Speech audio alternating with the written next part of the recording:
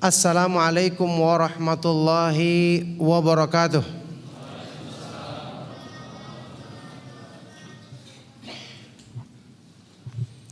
Alhamdulillah, alhamdulillahi ala ihsanih, wa syukru lahu ala taufiqihi wa amtinanih.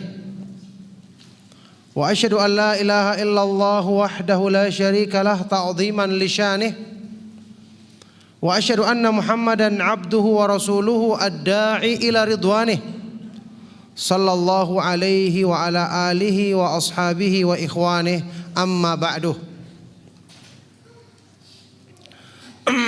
Alhamdulillah, ma'asyiral ikhwa wal akhwat fid din, azakumullah. Kaum muslimin, sahabat hang dimanapun anda berada, alhamdulillah kita selalu bersyukur kepada Allah subhanahu wa ta'ala atas semua limpahan nikmat dan karunia-Nya yang sungguh dengan apapun kita mengungkapkan pujian dan sanjungan atas kebesaran Allah subhanahu wa ta'ala untuk mensyukuri nikmat-Nya, maka pujian dan sanjungan yang kita ungkapkan tetap belumlah memenuhi pujian dan sanjungan yang pantas bagi kebesaran dan keagungan Allah. Allah subhanahu wa ta'ala dipuji dan disanjung karena sifat-sifat ketinggian dan kemahasempurnaannya. Sebagaimana Allah subhanahu wa ta'ala dipuji dan disanjung karena sempurnanya karunia dan nikmat yang diberikannya kepada manusia, yang dalam semua keadaan ini tentu saja pujian yang kita sampaikan kepada Allah subhanahu wa ta'ala tidaklah sesuai dengan kebesaran dan keagungan yang pantas baginya. Kalau Rasulullah sallallahu alaihi wasallam dalam sebuah hadis yang sahih saja pernah mengucapkan, la uhsi thana'an 'alaika anta kama athnaita 'ala nafsik. Ya Allah, aku tidak mampu membatasi pujian dan sanjungan yang pantas bagimu, karena engkau adalah seperti pujian dan sanjungan yang engkau peruntukkan bagi dirimu sendiri. Alhamdulillah, ikhwan dan akhwat sekalian, a'azzakumullah. Di pagi atau siang hari ini kita bertemu kembali dalam majelis ilmu yang mulia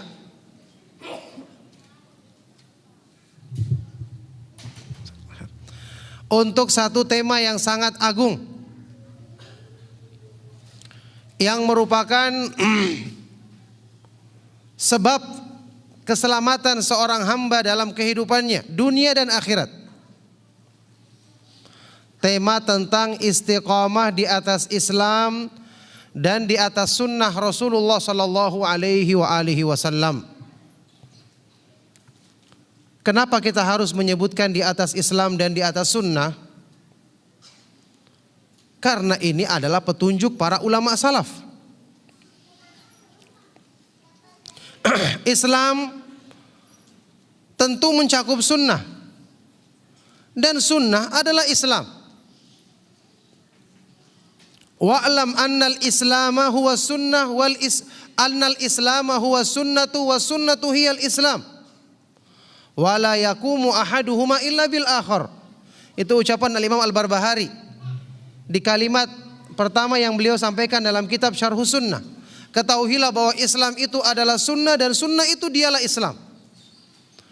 Tidak akan bisa berdiri salah satu di antara keduanya kecuali dengan yang lain. Loh, kalau begitu apa gunanya kita katakan sekarang istiqomah di atas Islam dan sunnah? Kan cukup satu saja. Jawabannya, perincian itu tentu memiliki makna tersendiri. Allah subhanahu wa ta'ala ketika menyebutkan dalam Al-Quran para malaikat secara umum, kemudian Allah menyebutkan lagi malaikat Jibril misalnya untuk memberikan perhatian, kekhususan.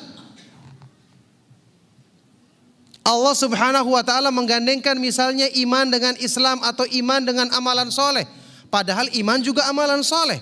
Amalan soleh termasuk dalamnya iman untuk memberikan pengertian yang khusus, pengertian yang lebih, supaya ada perhatian. Ketika kita menyebutkan istiqamah di atas Islam dan di atas sunnah, pertama kita punya salaf, pendahulu. Di antaranya yang antum ketahui adalah Imam Ahmad bin Hanbal rahimahullah ta'ala, yang pernah mengungkapkan dalam beberapa riwayat yang dinukil dari beliau. Misalnya beliau pernah berdoa, Allahumma amitni alal islami was sunnah. Ya Allah, wafatkanlah aku di atas Islam dan di atas sunnah. Juga beliau pernah mengatakan, Alhamdulillahi ala ni'matil islami was sunnah. Segala puji bagi Allah atas nikmat Islam dan nikmat mengikuti sunnah Rasulullah sallallahu alaihi wasallam. Ulama yang lebih terdahulu daripada Imam Ahmad bin Hanbal rahimahullah ta'ala, Abul Aliyah dari kalangan tabi'in, yang pernah dinukil ucapan beliau yang mengatakan, nikmatani la adri ayyuhuma a'zam al-islamu was sunnah. Ada dua nikmat yang tidak aku tahu mana yang lebih besar di antara keduanya, yaitu nikmat mengenal Islam dan nikmat mengenal sunnah Rasulullah sallallahu alaihi wasallam. Kalau mungkin kita ingin jelaskan supaya lebih jelas makna keduanya, sekaligus makna yang khusus bagi keduanya, batasan yang lebih khusus bagi keduanya, maka Islam itu artinya hidayah secara umum. Sunnah adalah perincian hidayah. Karena hidayah itu dibagi dari sisi umum dan khususnya ada dua, seperti keterangan Imam Ibn Rajab Al-Hambali dalam kitab Jami'ul Ulumi wal Hikam. Hidayah umum dan hidayah khusus yang lebih terperinci. Atau menurut yang diterangkan oleh Syekh Abdurrahman As-Sa'di dalam Taisir Karimir Rahman dengan istilah hidayatun ila sirat wa hidayatun fis sirat. Kita butuh hidayah untuk mengetahui jalan. Setelah kita mengetahui jalan, waktu menempuh jalan, di dalam perjalanan kita butuh hidayah lagi. Hidayah untuk mengenal jalan yang benar. Yang kedua, hidayah sewaktu menempuh jalan yang benar, di dalam jalan yang benar. Dua-duanya kita butuh untuk istiqomah di dalamnya. Bahkan Syekh Abdurrahman As-Sa'di dalam kitab Taisir Karimur Rahman menyebutkan dua jenis hidayah ini sewaktu menafsirkan firman Allah Subhanahu wa taala dalam surah Al-Fatihah yang kita baca, Ihdinas siratal mustaqim. Ya Allah, tunjukkanlah kepada kami jalan yang lurus. Beliau menyebutkan permintaan untuk menempuh jalan yang lurus, hidayah untuk bisa menempuh jalan yang lurus di sini mencakup dua hidayah tadi. Hidayah agar kita mengetahui mana jalan secara umum, kemudian hidayah di dalam jalan tersebut ketika kita menempuhnya. Makanya kita ketahui bersama permintaan yang kita diwajibkan untuk membaca di setiap rakaat salat kita. Ihdinas siratal mustaqim. Wallahi ini perlu perenungan. Ya Allah, tunjukkanlah kepada kami jalan yang lurus. Apa hikmahnya kenapa kita terus disuruh mengucapkan doa ini? Kalaupun hari ini kita bisa menempuh jalan yang lurus, tapi bagaimana dengan ats-tsabat, keteguhan di atasnya, istiqamah di atasnya? Makanya perlu terus kita meminta. Ingat, sudah kita bahas, hidayah itu bukan milik kita. Hidayah itu di tangan Allah. Sebagaimana Dia Maha Kuasa untuk memberikannya kepada siapa yang dikehendakinya, Dia juga bisa mencabut dari siapa yang dikehendakinya. Makanya doa ini waktu kita baca, kita renungkan maknanya. Di dalamnya bukan cuma permintaan hidayah itu sendiri. Jadi maknanya bukan cuma diminta oleh orang yang belum punya hidayah supaya dapat hidayah. Bukan cuma makna ini. Di dalamnya juga terkandung makna apa? Tolabul mazid. Yang pertama, minta tambahan hidayah. Tambahan supaya imannya sempurna. Karena kalau hidayahnya belum sempurna, gampang terlepas. Kecintaan dan semangat kita mengusahakannya pun lemah karena kita belum merasakan manfaatnya, kemanisannya, keindahannya dengan utuh. Jadi terkandung permintaan al-mazid minal hidayah, tambahan hidayah. Dan yang kedua apa? Talabut thabat alaiha, meminta keteguhan di atas hidayah itu sendiri. Ma'asyiral ikhwa wal akhwat fiddin azakumullah. Ingat, pembahasan tentang istiqomah itu menjadi penting ketika kita kaitkan dengan pertama kondisi akhir zaman yang penuh dengan fitnah. Kalau di zamannya para sahabat Nabi SAW, mereka tetap mengucapkan doa ini. Padahal bagaimana lingkungan mereka, kondisi di zaman mereka. Masih ada Rasulullah SAW, ayat-ayat Al-Quran turun. Mereka bergaul dengan orang-orang yang imannya sempurna seperti Abu Bakar As-Siddiq, Umar Ibn Khattab, Al-Asyratul Mubasysyirina bil Jannah, 10 sahabat yang diberi kabar gembira masuk surga, orang-orang yang baik. Mereka tetap berdoa minta istiqomah. Para sahabat radhiyallahu taala anhum ajma'in. Di zamannya tabi'in seperti itu. Ilmu yang bermanfaat masih tersebar. Fitnah masih banyak orang-orang yang bisa meredamnya dengan ilmu, dengan hidayah dari Allah Subhanahu wa taala melalui ilmu yang mereka miliki. Nah, bagaimana di zaman kita? Ilmu yang bermanfaat sedikit, fitnahnya banyak.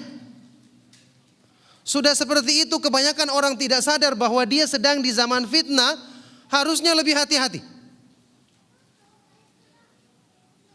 Coba hadis Rasulullah SAW yang sering kita dengarkan. Riwayat Imam Muslim tentang kondisi fitnah di akhir zaman. Rasulullah SAW bersabda, "Badiru bil a'mali fitanan kakita'il lailil mudlimah." Hendaknya kalian bersegera dalam melakukan kebaikan. Mubadaroh, ini berlomba, bersegera mendahului sebelum datangnya fitnah-fitnah. Bukan cuma satu, fitan. Banyak, berbagai macam bentuknya, silih berganti datangnya. Sudah seperti itu, bertubi-tubi datangnya.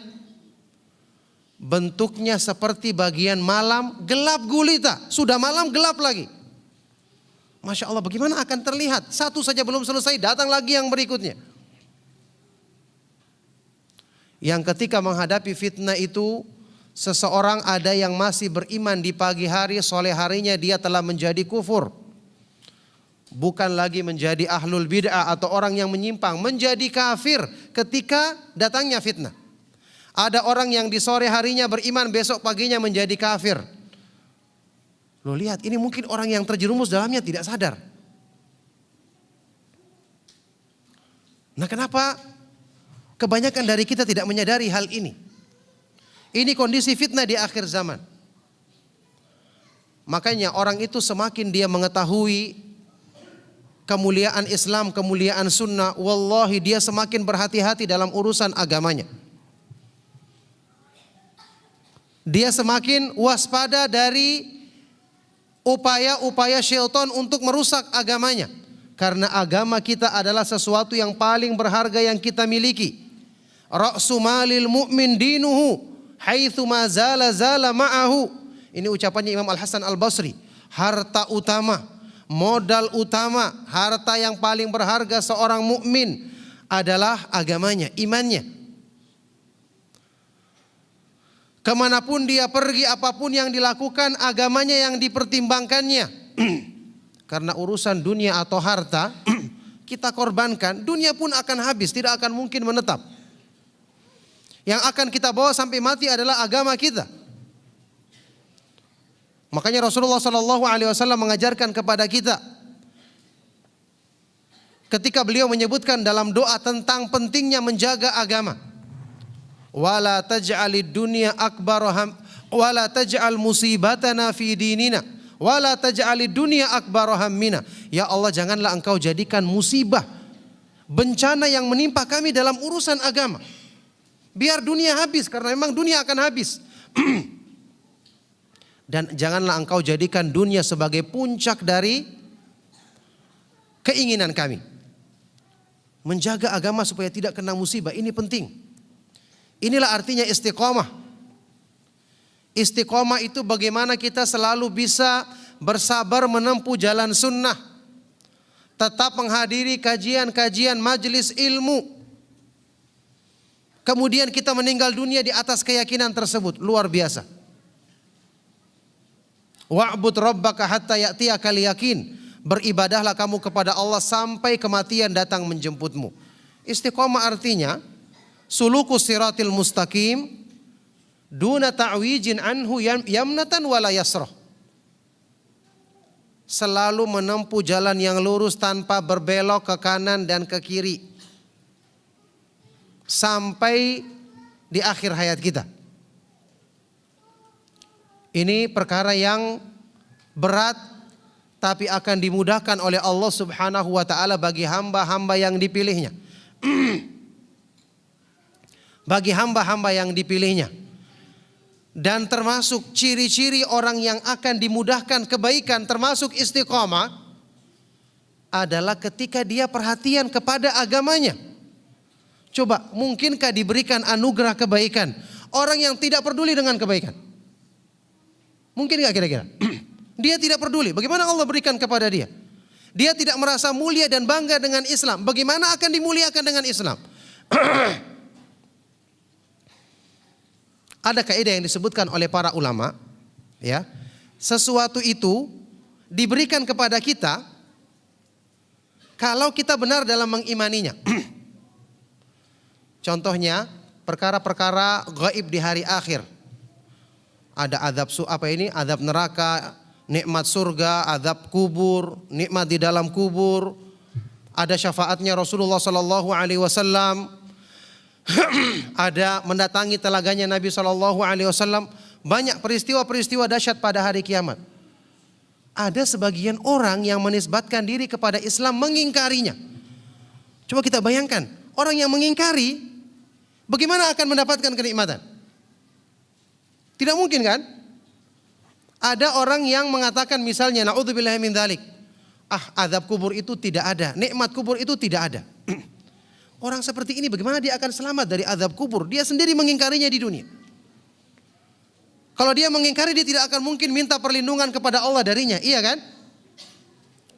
Terus bagaimana dia akan dapatkan seperti misalnya syafaatnya Rasulullah SAW? Dia mengingkarinya. Orang yang mengimaninya saja salah cara dalam mengusahakannya tidak dapat. Apalagi orang yang menolaknya sama sekali. Nah, ini kalau berlaku dalam urusan-urusan akhirat, dalam urusan dunia juga berlaku seperti itu. Yang saya katakan kaidah tadi, ini dibawakan oleh Imam Ibnu Katsir. Sewaktu beliau menjelaskan tentang hadis-hadis mutawatir keberadaan al-haud, telaganya Rasulullah SAW. Membantah orang-orang yang mengingkarinya. Kemudian dia membawakan ucapan salah seorang ulama salaf yang mengatakan, man kadzaba bi karamatin lam yanalha. Barang siapa yang mendustakan atau mengingkari satu kemuliaan, maka dia tidak akan pernah mendapatkan kemuliaan tersebut. Coba, ini dalam urusan agama. Kalau orang tidak merasa mulia dengan agamanya, dia tidak akan dimuliakan dengan Islam. Jadi pertama kita harus tahu dulu agama ini yang paling penting. Penentu kebaikan segala urusan kita. Makanya ketika Rasulullah SAW meminta kebaikan, yang pertama disebut adalah perbaikan agama. Allahumma aslih li dini alladhi huwa ismatu amri wa aslih li dunyaya allati fiha ma'ashi wa aslih li akhirati allati ilaiha ma'adi. Ya Allah, perbaikilah agamaku, imanku, yang ini merupakan ismah, penjaga kebaikan urusanku, penentu kebaikan segala keadaanku. Agama yang pertama kali disebut.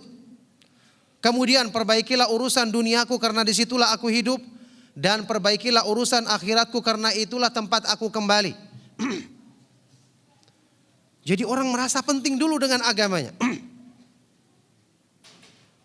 Makanya, ma'asyiral ikhwa wal akhwat fid din azakumullah. Jadi istiqomah itu penting karena fitnah-fitnah yang berpotensi merusak agama di akhir zaman itu banyak, bertubi-tubi, ditambah lagi gelap, tidak jelas. Makanya orang harus benar-benar mengusahakan penjagaan. Tentu penjagaan dari Allah Subhanahu wa taala yang pertama. Sudah kita bahas kemarin di pertemuan yang lalu. Kita mengusahakan penjagaan dari Allah adalah dengan kita menjaga agamanya, yang artinya mengikuti syariatnya, supaya kita mendapatkan sebab-sebab penjagaan dari Allah. Ihfazillaha yahfazka, ihfazillaha tajidhu tujahak. Kata Rasulullah sallallahu alaihi wasallam, jagalah Allah, jagalah batasan-batasan syariatnya, maka Allah akan menjagamu. Ihfazillah, jagalah batasan-batasan syariat Allah, maka kamu akan dapati Allah selalu di hadapanmu, menyertaimu dengan kebersamaan yang khusus, yang mengandung arti pertolongan darinya, penjagaan dalam segala kebaikan, perlindungan dari segala keburukan. Nah sekarang, saya sudah katakan tadi, orang yang semakin paham agamanya, semakin benar imannya, mesti dia akan semakin risau, semakin peduli untuk memikirkan bagaimana agamanya supaya terjaga.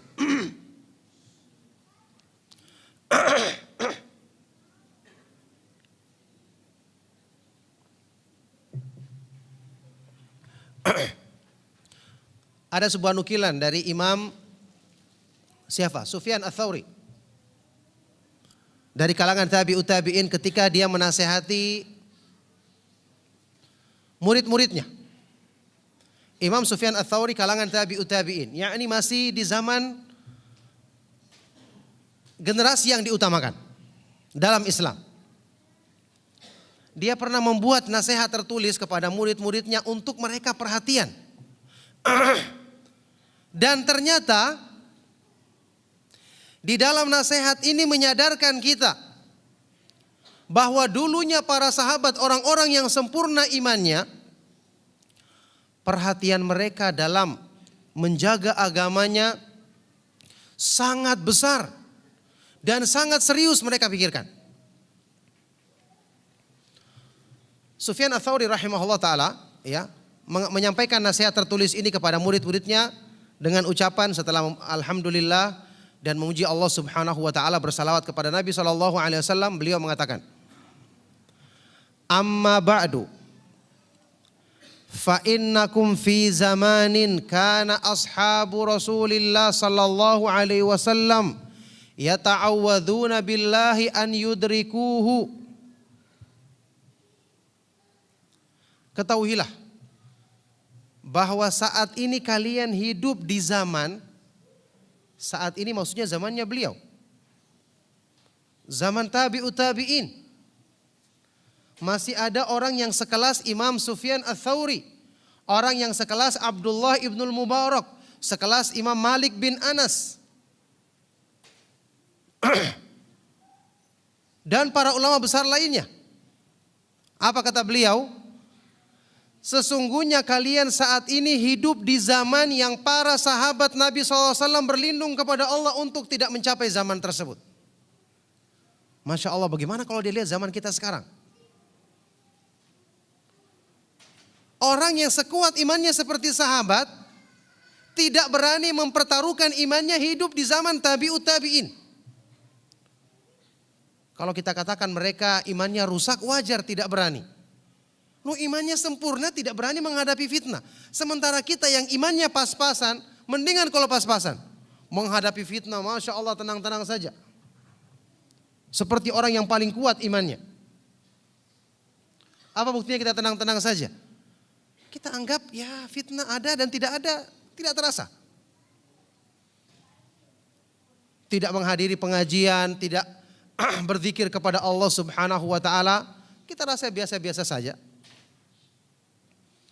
Ada yang kurang dalam ibadah kita, dalam kedekatan kita kepada Allah, kita juga tidak merasa. Ada yang sakit dalam hati kita. Para sahabat Nabi SAW berlindung kepada Allah untuk tidak mencapai zaman tersebut. Apa kata beliau? Walahum minal ilmi ma laisa lana. Padahal mereka punya senjata, ilmunya tentu lebih tinggi dan tidak kita miliki. Bekalnya untuk menghadapi fitnah cukup kuat. Jadi dasar penguat iman sudah ada, senjatanya juga ada, tapi mereka takut. Maksudnya bukan takut tidak berani, tapi takut resiko agamanya yang rusak. Mereka punya ilmu yang tidak kita miliki. Walahum minal qidami fil Islam ma laisa lana. Mereka punya keterdahuluan masuk Islam yang tidak kita miliki. Mereka punya teman-teman, penolong-penolong dalam kebaikan yang tidak kita miliki. Coba kita bayangkan bagaimana kondisi kita. Fakaifa bina hina adraknahu. Bayangkan bagaimana kondisi kita ketika kita menghadapi zaman ini dalam keadaan sudah iman kita pas-pasan, senjata kita untuk menghadapi fitnah juga lemah. Loh, ini gambaran dari generasi terbaik umat ini. Harusnya ini menjadi pemikiran bagi kita semua. Makanya saya katakan, orang yang mengetahui nilainya agama, maka dia mesti akan berhati-hati dan berusaha keras untuk mempertahankannya. Itulah yang saat ini kita ingin bahas. Ingin kita capai dalam kehidupan kita. Alhamdulillah sekarang kita bisa merasakan nikmatnya belajar tauhid, belajar akidah yang benar. Kita melihat orang-orang yang tidak sempat mempelajari hal ini. Kita bersyukur kepada Allah Subhanahu wa taala. Dulunya kita pun seperti itu. Kita dipilih dengan segala kekurangan kita. Harusnya dengan nikmat ini kita syukuri, kita renungkan, kita juga ingat Allah Subhanahu wa taala bisa saja mencabut hidayah tersebut kalau hamba ini kurang mensyukuri nikmatnya, kurang menyambut dan memanfaatkan hidayah tersebut dengan sebaik-baiknya. Coba lihat Imam Ibnu Qayyim rahimahullah taala pernah menjelaskan makna sebuah ayat Al-Qur'an dalam Surat Al-Anfal ayat ke-24 kalau tidak salah. Allah Subhanahu wa taala berfirman, "Ya ayyuhalladzina amanu stajibu lillahi walir rasuli idza da'akum lima yuhyikum. Wa'lamu annallaha yahulu bainal mar'i wa qalbihi wa annahu ilaihi tuhsyarun." Wahai orang-orang yang beriman, penuhilah seruan Allah dan seruan Rasul-Nya yang mengajakmu untuk memberikan kebaikan hidup bagimu. Ini indahnya tawaran dari Allah bagi manusia untuk menyambut hidayahnya, menyambut hidayah yang diturunkan kepada Rasul-Nya Shallallahu Alaihi Wasallam. Karena hidayah itu menjadikan hidup manusia lebih berarti, lebih bernilai, lebih indah dan bahagia. Setelah itu Allah menyebutkan ancaman. Wa'lamu, ketahuilah Allah Subhanahu wa taala dialah yang membatasi manusia dari hatinya. Ibnu Qayyim rahimahullah taala mengatakan ini ancaman. Yaitu Allah Subhanahu wa taala dialah yang maha kuasa untuk memasukkan hidayah ke dalam hati kita. Karena memang dia yang menguasai hati kita, membolak-balikan hati kita. Dia juga yang bisa menghalangi hidayah untuk masuk ke dalam hati kita. Artinya Dia maha kuasa untuk mencabut hidayah tersebut dari hati seorang hamba ketika Allah mendapati hamba ini kurang mensyukuri nikmatnya atau tidak menghargai tingginya nilai hidayah yang Allah anugerahkan kepadanya. Ini keadaan yang sangat mengkhawatirkan jika terjadi pada diri seorang hamba. Makanya saat ini sungguh demi Allah ya, senjata yang kita butuhkan untuk mempersiapkan diri menghadapi semua fitnah. Sudah kita bahas semalam adalah banyak berdoa. Berdoa pun jarang kita lakukan. Atau kalau kita lakukan bukan dengan persiapan yang baik. Ilmu. Bagaimana kondisi thalabul ilmi kita? Ilmu itu kita pelajari dengan sungguh-sungguh saja, kita baru dapatkan setengahnya. Kata sebagian dari para ulama ahlu sunnah, al ilmu in a'taitahu kullaka lam yu'tika illa nisfahu. Ilmu itu kalau kamu berikan semua yang ada pada dirimu, maka dia tidak akan memberikan kepadamu kecuali setengahnya. Orang yang menuntut ilmu sepenuhnya, dia akan dapatkan setengah dari ilmu. Berarti kalau orang yang menuntut ilmu setengah-setengah, apa dapatnya? Hah? Dapat apa? Setengah dibagi setengah, ya betul. Setengah dibagi setengah. Sekarang saat ini masih mending kalau ada orang yang menuntut ilmu setengah-setengah. Sekarang ya, pertimbangan yang ada di akhir zaman yang saya katakan tadi penuh dengan fitnah, itu juga menjadi sebab ilmu yang bermanfaat di akhir zaman itu sedikit. Coba, kita menuntut sudah setengah-setengah, manfaat dari ilmu lagi pertimbangannya, belum lagi doa istiqomah, banyak sekali masalah atau problem yang kita hadapi sebenarnya. Cuma kita kurang menyadarinya. Imam Az-Zahabi dalam salah satu biografi seorang ulama, saat ini saya lupa siapa namanya, di dalam kitab Syiar A'lamin Nubala, waktu menjelaskan tentang kitab-kitab yang berisi ilmu yang bermanfaat, tulisan para ulama terdahulu yang ketika sampai di ulama di zaman sebelum zamannya Imam Az-Zahabi. Imam Az-Zahabi ini masih termasuk pernah berguru dengan Syekhul Islam Ibnu Taimiyah. Ya, ini masih dekat-dekat dengan zamannya Ibnu Qayyim, Ibnu Katsir, Ibnu Rajab Al-Hambali, kurang lebih.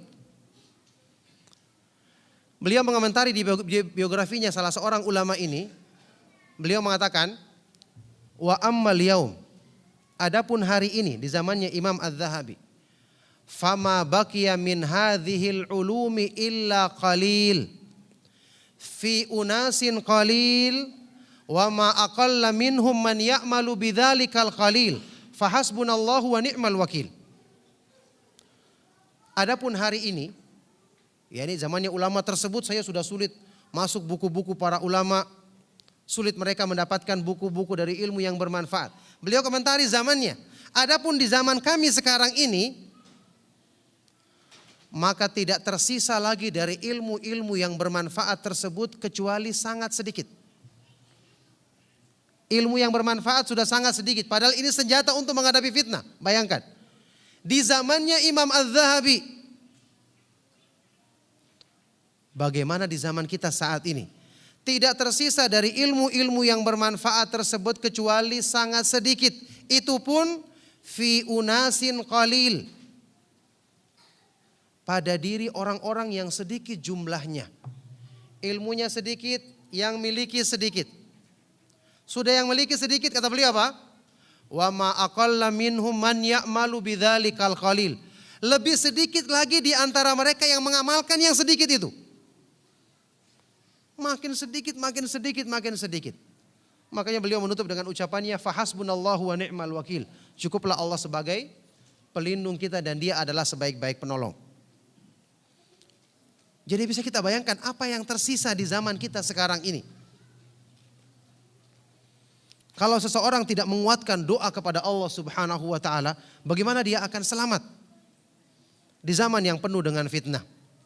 Nah, oleh karena itulah, ma'asyiral ikhwa wal akhwat fid din azakumullah, saya cuma ingin mengingatkan, wallahi nikmat besar yang Allah berikan kepada kita.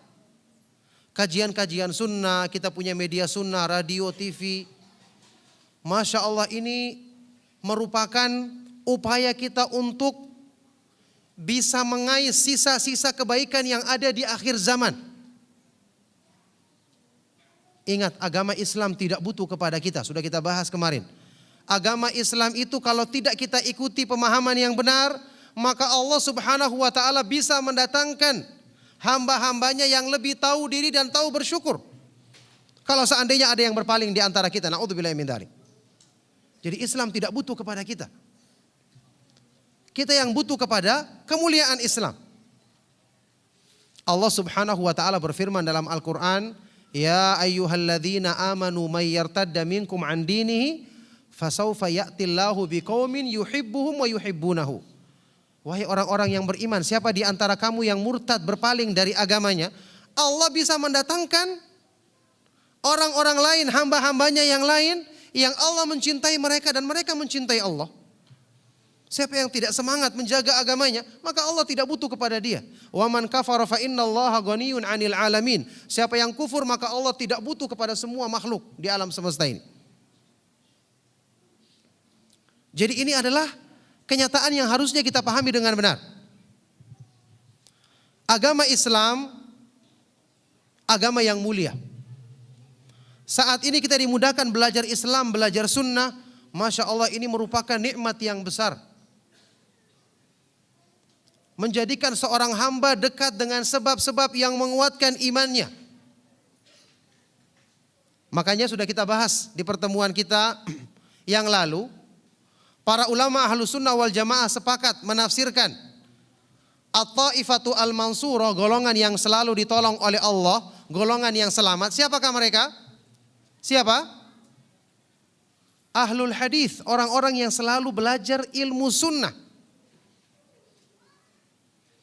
Orang-orang yang selalu belajar hadis Rasulullah sallallahu alaihi wasallam, semangat untuk mengkajinya. Karena ilmu sunnah ini merupakan sebab yang menjadikan seorang hamba akan selalu terbimbing menempuh jalan yang lurus. Sudah kita bahas tadi, Islam itu menunjukkan kita jalan. Di dalam Islam kita butuh petunjuk untuk selalu menetapi jalan tersebut. Petunjuk ini adalah sunnah. Makanya ilmu agama itu disebut dengan dalil. Dalil artinya rambu petunjuk. Orang yang selalu berpegang dengan rambu-rambu petunjuk, insya Allah dia akan selamat dari kesesatan. Kata Syekhul Islam Ibnu Taimiyah rahimahullah ta'ala, "Man faraqad dalil dhallas sabil." Barang siapa yang menyelisihi dalil, maka dia akan tersesat jalannya. Dia akan tersesat jalannya. Subhanallah, para sahabat radhiyallahu taala anhum ajma'in disebutkan dalam sebuah athar yang sahih menyebutkan perbandingan ketika Rasulullah sallallahu alaihi wasallam masih ada di kalangan mereka dan ketika Rasulullah sallallahu alaihi wasallam telah wafat. Iltihaq birrafiqil a'la. Ketika Rasulullah SAW telah wafat. Ini supaya kita mengetahui bagaimana nilai keberadaan sunnah Rasulullah SAW di kalangan kita. Sahabat yang mulia Anas bin Malik atau Abdullah bin Mas'ud radhiyallahu taala anhuma mengatakan, "Lamma qadima Rasulullah sallallahu alaihi wasallam al-Madinata adha'a minha kullu syai'." Ketika Rasulullah sallallahu alaihi wasallam datang ke Madinah, kami rasakan semua yang ada di Madinah bercahaya. Semua yang ada di Madinah bercahaya. Walamma tuwfiya adlama minha kullu syai'. Tapi ketika Rasulullah sallallahu alaihi wasallam meninggal dunia, kami rasakan yang ada di Madinah benar-benar menjadi gelap. Benar-benar menjadi gelap. Kenapa? Waktu Rasulullah SAW ada, otomatis bimbingan beliau tersebar. petunjuk yang beliau bawa dari Allah Subhanahu wa taala selalu menerangi hidup para sahabat. Ketika beliau meninggal dunia otomatis ini berkurang. Sampai selanjutnya kata sahabat ini, fama nafadnal aidi min turabi qabri Rasulillah sallallahu alaihi wasallam hatta angkarna qulubana. Belum lagi kami selesai menyeka, membersihkan tangan kami setelah menguburkan Rasulullah sallallahu alaihi wasallam, maka kami sudah mendapatkan sesuatu yang asing ada di hati kami. Ini siapa yang berbicara? Para sahabat. Baru sebentar kehilangan Rasulullah sallallahu alaihi wasallam. Nah, bagaimana kondisi kita yang jauh dari sunnah? Jauh dari zaman kenabian yang otomatis keburukan semakin besar.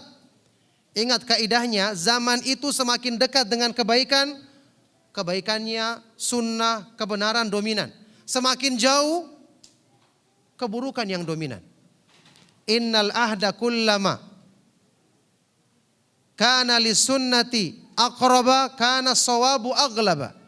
Satu masa itu semakin dekat dengan zaman kenabian, maka kebenaran semakin dominan, keburukan semakin kecil. Semakin jauh berarti sebaliknya. Ini keadaan gambaran kondisi kita. Makanya antum ketahui karena keutamaan, ya tentu kita katakan ini kemuliaan petunjuk yang sempurna dari para sahabat yang benar-benar mereka bertemu dengan Rasulullah sallallahu alaihi wasallam. Makanya dalam Islam, ma'asyiral ikhwa wal akhwat fid din, kaum muslimin, para pemerhati radio Hang atau Hang TV rahimakumullah, ya. Salah satu yang diyakini dan disepakati oleh semua ahlu sunnah wal jamaah, semua para imam Islam, para sahabat radhiyallahu taala anhum ajmain adalah generasi terbaik. Mereka adalah orang-orang yang paling sempurna imannya, paling jauh dari kekufuran. Kenapa? Karena pendidik mereka yang hidup di kalangan mereka adalah Rasulullah sallallahu alaihi wasallam. Siapa yang mencela para sahabat berarti mencela Rasulullah sallallahu alaihi wasallam. Karena kalau ada orang yang mengatakan murid-muridnya buruk berarti pendidiknya buruk. Wallahi ini celaan kepada Rasulullah sallallahu alaihi wasallam. Makanya Allah Subhanahu wa taala berfirman dalam Al-Qur'an tentang kondisinya para sahabat yang sangat jauh dari kekufuran. Wa kaifa takfuruna wa antum tutla alaikum ayatullahi wa fikum rasuluh. Bagaimana mungkin kalian menjadi kufur? Kalian sangat jauh dari kekufuran. Ini para sahabat. Kekufuran jauh dari mereka. Karena di hadapan kalian dibacakan ayat-ayat Al-Quran dan di kalangan kalian ada Rasulullah SAW. Antum tahu sebagian dari ulama besar tabi'in, ada golongan yang disebut dengan Al-Mukhadramun. Ini istilah tabi'in senior, dinamakan Al-Mukhadramun. Mukhadramun ini tabi'in yang umurnya senior, ya, umurnya panjang. Mereka pernah menjumpai zamannya Rasulullah SAW. Bahkan ada yang pernah menjumpai zaman jahiliyah. Tapi qadarullah tidak sempat bertemu dengan Nabi SAW. Ada yang mengenal baru masuk Islam, sudah di akhir-akhir masa hidupnya Rasulullah SAW. Sebagian di antara mereka ada yang bergegas langsung datang ke Madinah.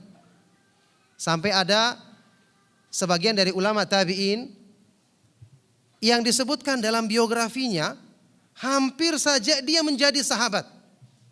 Jadi saking tingginya kedudukan sahabat, tabi'in ini dipuji, hampir dia menjadi sahabat. Kenapa? Ketika dia masuk Islam, dia dengar ada Rasulullah SAW, bergegas dia datang ke Madinah. Karena waktu itu tidak ada pesawat, ya. Akhirnya dengan kendaraan seadanya. Begitu mau sampai di Madinah, datang berita Rasulullah SAW telah meninggal dunia. Contohnya seperti siapa? Seperti Imam Qais ibnu Abi Hazim dari Kufah, dari Irak dia kasihan. Datang ke Madinah, sudah sampai hampir Madinah, datang rombongan yang menyampaikan Rasulullah SAW baru saja meninggal dunia. Sehingga dalam biografinya disebutkan kada ayyakuna sahabiyan. Beliau ini hampir saja menjadi seorang sahabat. Sama juga dalam biografinya Imam tabi'in yang lainnya Abu Muslim Al-Khawlani.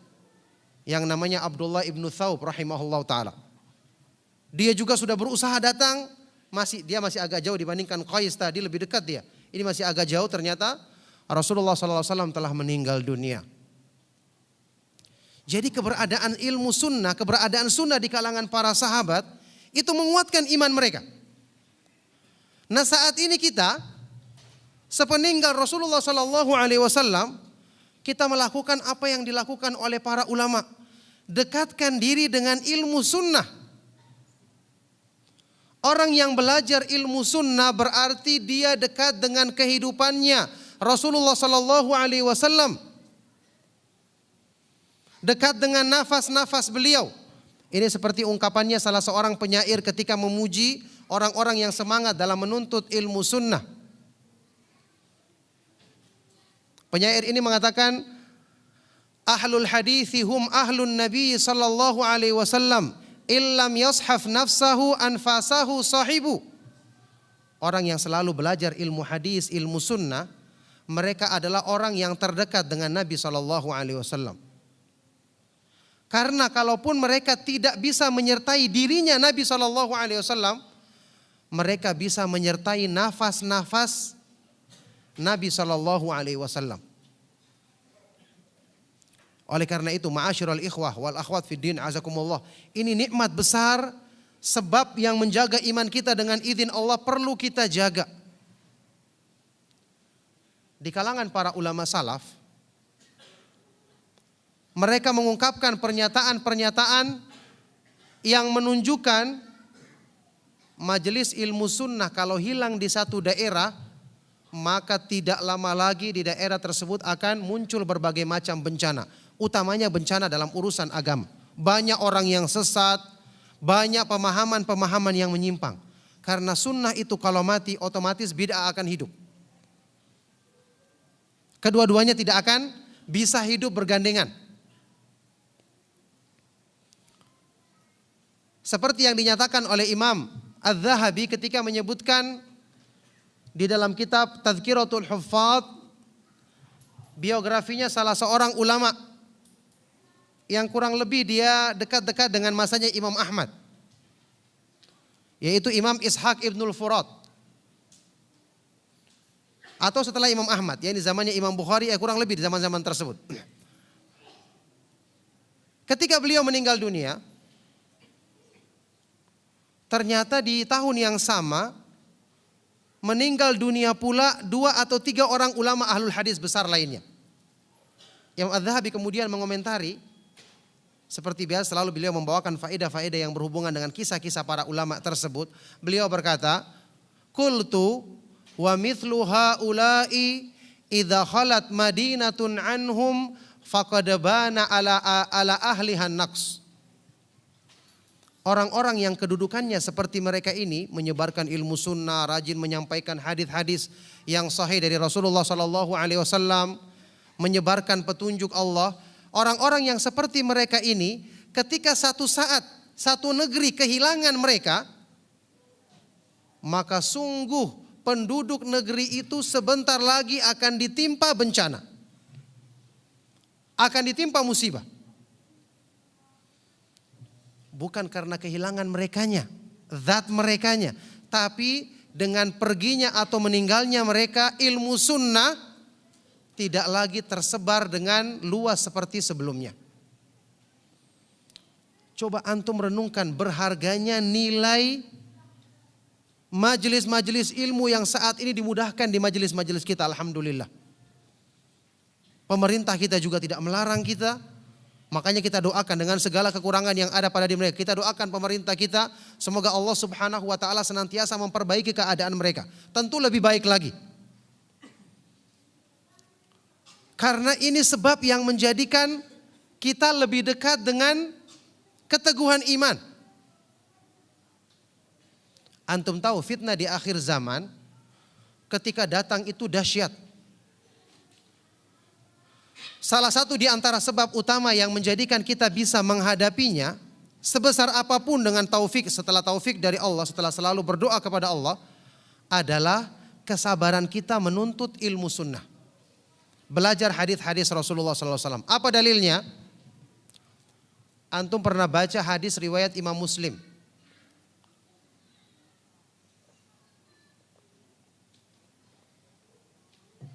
Yang disebutkan sehubungan dengan kisah Dajjal. Antum tahu fitnahnya Dajjal itu fitnah yang besar. Sampai semua nabi mengingatkan umatnya padahal masih jauh masanya. Fitnah Dajjal ketika muncul luar biasa. Keanehan-keanehan yang ditampakkannya sampai banyak orang yang beriman kepadanya. Dan menyangka dia adalah Rabb yang menciptakan alam semesta beserta isinya. Penipu. Orang yang kuat imannya bertemu dengan dia. Bayangkan ketika datang di satu daerah orang beriman. Disuruh subur tumbuhannya. Tumbuh semua tumbuh-tumbuhannya. Satu daerah yang tidak mau beriman dikatakan gersang semuanya. Orang terpengaruh. Tapi ada sebuah hadis riwayat Imam Muslim yang menyebutkan ada seorang pemuda laki-laki yang dikatakan dia termasuk orang yang mati syahid yang paling utama. Terbunuh di jalan Allah. Apa kisahnya? Pemuda ini adalah orang yang semangat belajar ilmu sunnah. Ketika keluar fitnah Dajjal, maka dia pun datang menemui Dajjal. Berdialog sebentar, setiap kali Dajjal menampakkan keanehan, pemuda ini mengatakan, "Mazdartu illa yakinan." Tidak bertambah pada diriku kecuali aku semakin yakin anta dajjalul kadzabul ladzi akhbarana anka Rasulullah sallallahu alaihi wasallam. Engkau adalah dajjal pendusta yang telah disampaikan oleh Rasulullah sallallahu alaihi wasallam kepada kami.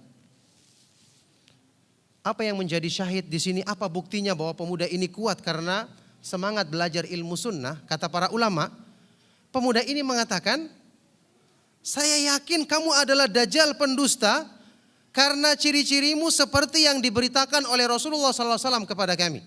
Kira-kira pemuda ini pernah ketemu Rasulullah sallallahu alaihi wasallam atau tidak? Dia di akhir zaman tidak mungkin ketemu kan? Tapi dia yakin mengatakan Rasulullah sallallahu alaihi wasallam memberitakan ciri-ciri tentang kamu kepada kami. Berarti dari mana dia mengetahui ciri-ciri tersebut? Dari belajar ilmu sunnah. Dan dengan dia yakin mengatakan berarti dia tahu mana sunnah yang sahih, mana sunnah yang lemah. Hadis yang sahih, mana hadis yang dhaif.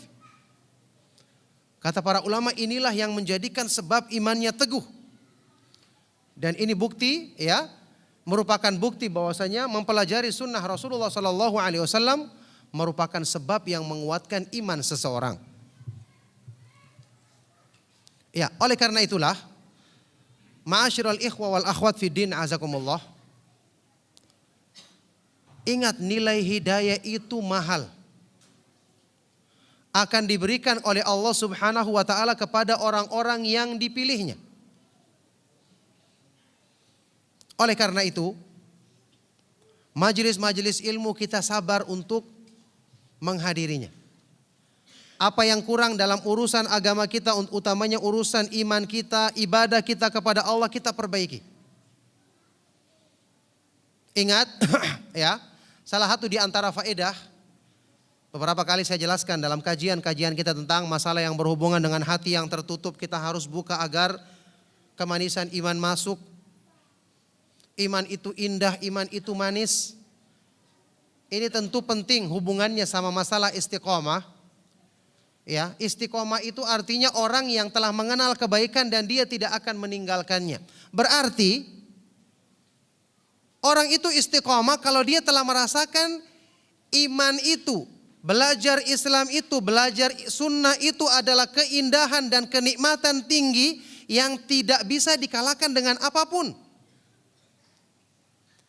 Berarti kita harus mengusahakan untuk merasakan nikmatnya belajar ilmu sunnah. Nikmatnya melaksanakan sunnah. Ciri-ciri orang yang mendapatkan hidayah adalah orang-orang yang hatinya terbuka menerima keindahan Islam. Allah Subhanahu wa taala berfirman, "Famay yuridillahu ayyahdiyahu yashrah sadrahu lil Islam, wa may yurid ayyudhillahu yaj'al sadrahu dayyiqan harajan ka'annama yas'adu fis sama." Barang siapa yang Allah kehendaki untuk Allah berikan hidayah kepadanya, maka Allah akan lapangkan hatinya terbuka untuk menerima keindahan Islam. Dia merasakan Islam itu nikmat. Kalau orang sudah merasakan ini, dia tidak akan meninggalkan Islam itu selama-lamanya. Tentu ya, ma'asyiral ikhwa wal akhwat fi din azakumullah, saat ini kita semangat beragama, semangat belajar sunnah, semangat mengamalkan Islam. Karena ujian belum nampak. Coba kalau ada ujian. Coba kalau ada tarikan-tarikan harta. Banyak orang yang saat ini mungkin dia ikuti kajian. Awal-awal dia merintis usaha, usahanya belum besar. Masih gampang ditinggalkan. Tapi begitu usahanya laris, sudah perhitungan duit, kalau ditinggalkan 5 menit, berapa duit yang akan lewat. Orang sudah mulai mundur teratur. Jadi Islam dijadikannya nomor 2, nomor 3, nomor 4, nomor 5.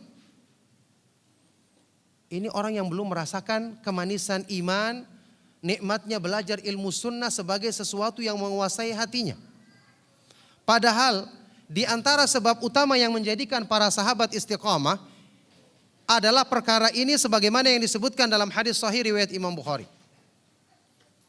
Kisah ketika dialognya Abu Sufyan dengan Raja Romawi yang paham kitab Injil. Heraklius yang bertanya dengan banyak pertanyaan, di antaranya sebab yang menjadikan sahabat itu istiqamah, tidak mau meninggalkan agama. Padahal penderitaan, penyiksaan, cobaan demikian besar yang mereka hadapi. Wa hal yartaddu ahadun minhum sakhtatan lidinihi ba'da an dakhala fi. Ini pertanyaan Raja Romawi ini kepada Abu Sufyan yang belum masuk Islam waktu itu. Apakah ada di antara sahabat Nabi SAW yang murtad meninggalkan agamanya setelah masuk Islam? Pertanyaan wajar, cobaannya berat, siksaannya berat.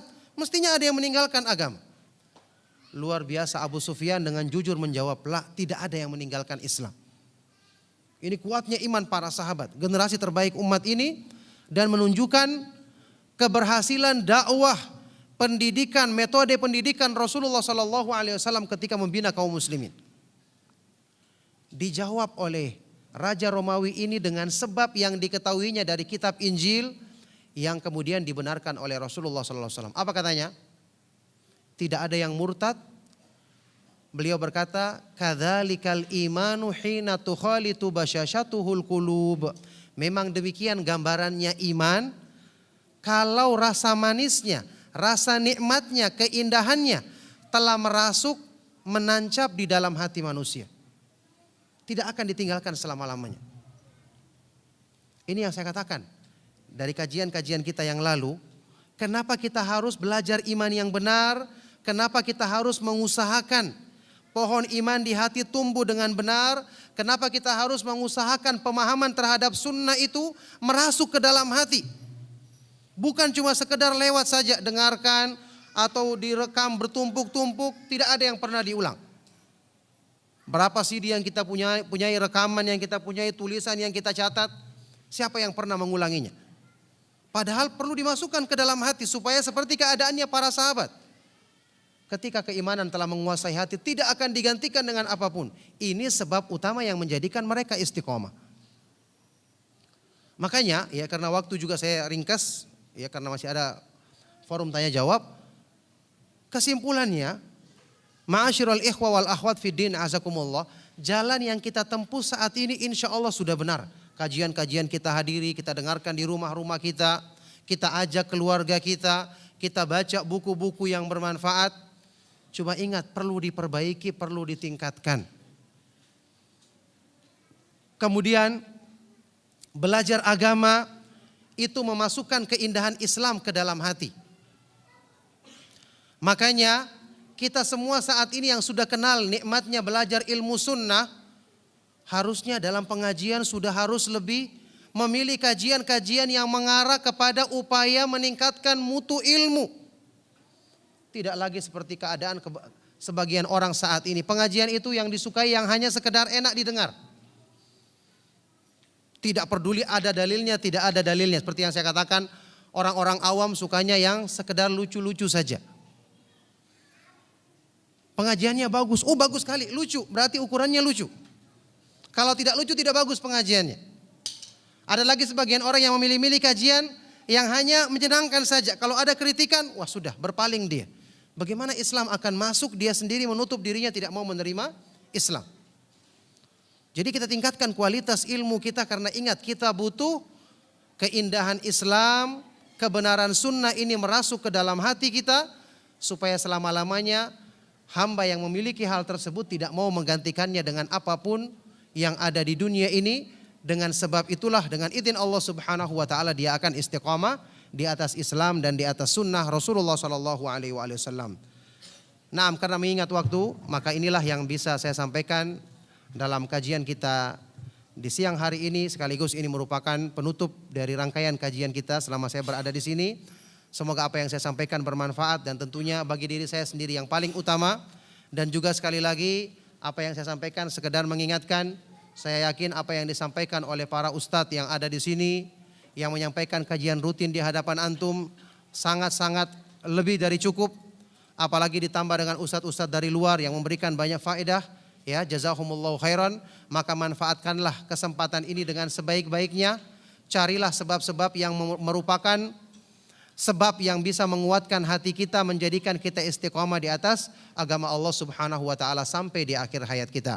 Demikianlah, semoga bermanfaat. Mohon maaf jika ada yang salah dan kurang. Sallallahu wasallam wa barak ala nabiyina Muhammad wa ala alihi wa sahbihi wa man tabi'ahum bi ihsanin ila yaumiddin wa akhiru da'wana anil hamdulillahi rabbil alamin. Iya, barakallahu fikum. Al-Imam Asy-Syafi'i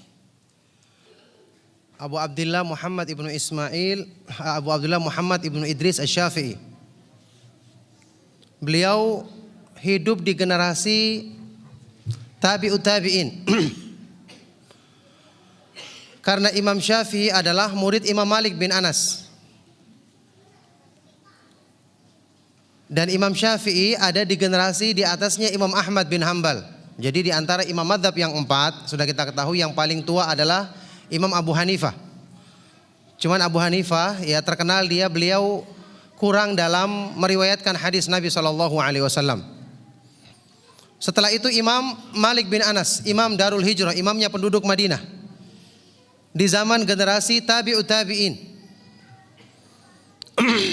Kemudian generasi setelah beliau yang juga masih tabi'ut tabi'in, karena biasanya generasi tabi'in misalnya dibagi ada yang paling senior, ada yang di pertengahan, ada yang junior, begitu. Pembagian seperti yang disebutkan oleh Ibnu Hajar di kitab Taqribut Tahdzib. Imam Syafi'i dia termasuk generasi tabi'ut tabi'in tapi bukan yang paling senior. Baru setelah beliau ada Imam Ahmad, kemudian di bawah Imam Ahmad ada Imam Bukhari, Imam Muslim dan seterusnya. Ala kulli hal, jadi beliau masih termasuk 3 generasi yang utama. Makanya Imam Syafi'i termasuk yang banyak dinukil ucapan-ucapan beliau ketika menjelaskan tentang sunnah, berpegang teguh dengan sunnah, kewajiban mengikuti hadis Rasulullah SAW yang sahih, meninggalkan pendapat jika bertentangan dengan sabda Rasulullah SAW. Ini banyak dinukil dan bahkan termasuk beliau yang paling terkenal kuat dalam pembelaannya terhadap sunnah Nabi SAW dalam masalah ini. Nah, jazakallahu khairan pada Ustadz yang telah memberikan jawabannya. Ya baik Bapak, pertanyaan kedua, Akhi Firdaus, mohon mic. Ya, mohon disebutkan nama dan asal daerahnya. Assalamualaikum warahmatullahi wabarakatuh.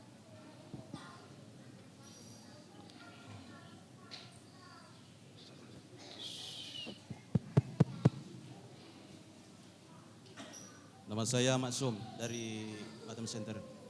Iya, silakan. Tadi dikatakan Pak Ustadz, seseorang ada yang paginya beriman, sorenya kafir. Sorenya beriman, paginya kafir. Apakah yang dimaksud kafir itu betul-betul keluar daripada agama Islam, ataupun orang tersebut melakukan kemaksiatan ataupun orang tersebut mengingkari sebagian hukum-hukum Allah? Itu saja Ustaz. Assalamualaikum. Assalamualaikum warahmatullahi wabarakatuh. ya barakallahu fikum. Itu makna yang sesungguhnya. Kufur benar-benar kufur. yakni ini menggambarkan bahwasanya perubahan dari iman menjadi kufur itu cepat. Mungkin orangnya tidak sadar tapi di hadapan Allah Subhanahu wa taala dia telah menjadi kufur.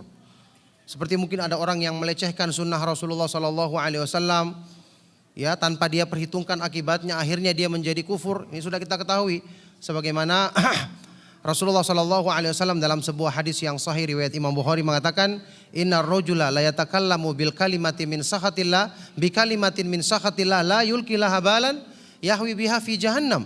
Sungguh ada seseorang yang mengucapkan ucapan yang mendatangkan kemurkaan Allah, dia tidak pedulikan, tidak dihiraukan akibat dari ucapannya.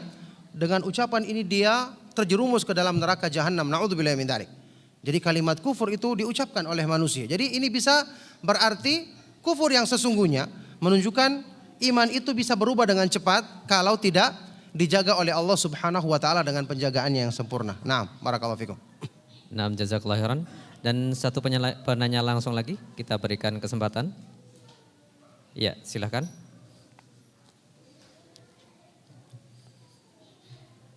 Iya, sambil menunggu mic. Oh ya, silakan.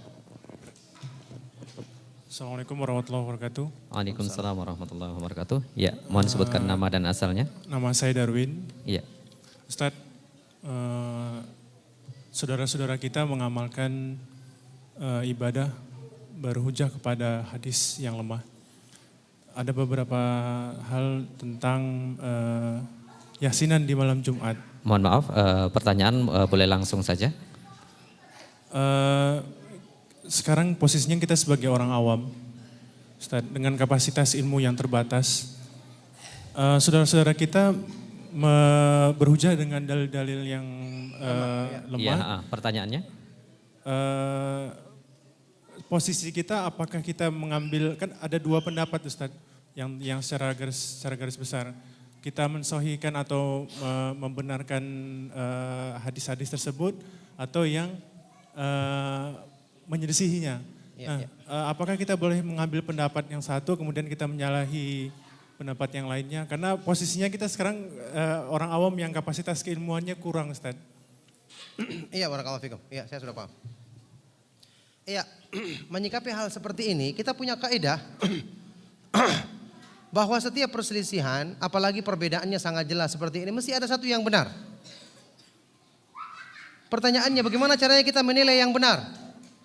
Pertama, ya, dalam menilai perbedaan misalnya masalah hadis, satunya menilai sahih, masalah tidak sahih, dilihat siapa yang paling berilmu dalam bidang hadis di antara kedua ulama tersebut.